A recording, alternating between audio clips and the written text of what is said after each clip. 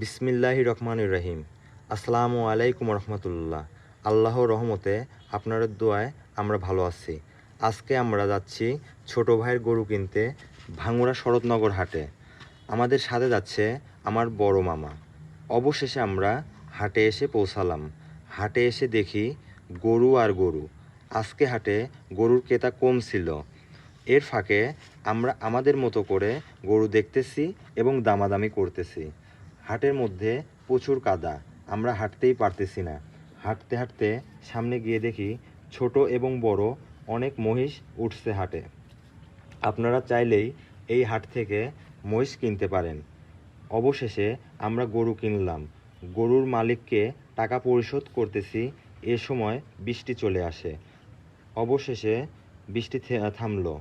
আলহামদুলিল্লাহ, আজকে আমরা দুটি গরু কিনলাম। গরু গাড়িতে নিয়ে বাসায় যাব, এ সময় রাস্তায় প্রচুর জ্যাম। আলহামদুলিল্লাহ, ভালোভাবে গরু কিনে বাসায় পৌঁছালাম। আজকের মতো এখানে বিদায় নিচ্ছি। আসসালামু আলাইকুম রহমতুল্লাহ।